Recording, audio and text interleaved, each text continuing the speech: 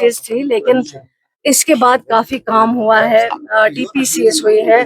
और आपको तो ये सब पता होगा कि 19 के बाद एजुकेशन डिपार्टमेंट में कोई रिक्रूटमेंट नहीं हुई है, और वो वजह है कि कहीं कहीं हमें मुश्किलात का सामना करना पड़ रहा है, क्योंकि रिक्रूटमेंट नहीं होने के बाद जो है वैकेंसीज हो गए हैं, और वैकेंसीज कहीं कहीं के है अभी, लेकिन कुछ हद तक हमने रैशनलाइजेशन पे और ये जो खाली वैकेंसीज हैं, चाहे वो ZEOs की थी, COs की थी, उनको फिलअप किया है। लेकिन अभी ये कंटिन्यूअस प्रोसेस है, रिटायर हो जाता है तो वहाँ पे फिर से किसी को लगाना है, वो चीजें होंगी। बाकी उसके अलावा हमने इस पे काफी काम किया है। अभी जितने भी खाली वैकेंसीज थी उनको ऑलरेडी जो है वहाँ पे भेजे गए हैं ZEOs, COs। अगर कहीं पे रिटायर हुए हैं उन जगहों पे भी जो है उनको भी ऑफिसर्स भेजे जाएंगे। अनंतनाग था, वहाँ कुत्ते बैठते थे, वहाँ गेट तक भी नहीं लगा हुआ था।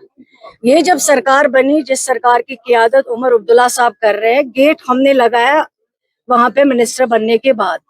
हमने वहाँ पे नया जो है नई बेडिंग जो वहाँ जरूरत थी वो हमने भेजे हैं। डॉक्टर्स आज सबसे ज्यादा अच्छे डॉक्टर्स, चाहे वो कार्डियो के डॉक्टर हों, चाहे वो ऑर्थो के डॉक्टर हो, चाहे वो ENT के डॉक्टर हो, चाहे वो बाकी डॉक्टर्स हो, वो सबसे ज्यादा वहाँ है।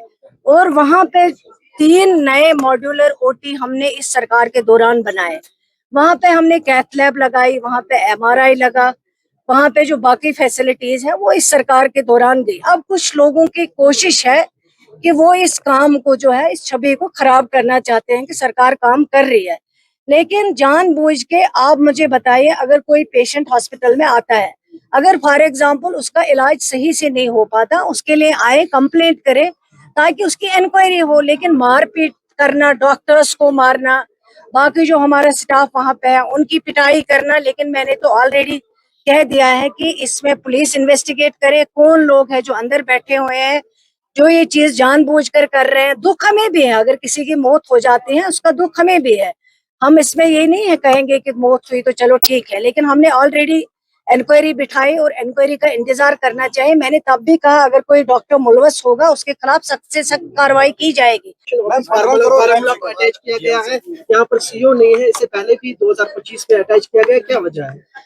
हाँ, ये सही बात है। CO जो यहाँ पे लगे हुए थे बारामूला में, ये सरकार जो है ट्रांसपेरेंसी से काम करना चाहती है। किसी भी जगह अगर किसी भी ऑफिसर के खिलाफ, खासकर रुश्वत के लिए कोई भी इंफॉर्मेशन आएगी, कोई भी कंप्लेंट आएगी, तो उस ऑफिसर के खिलाफ कार्रवाई होगी, उस ऑफिसर को ऐसे नहीं छोड़ा जाएगा।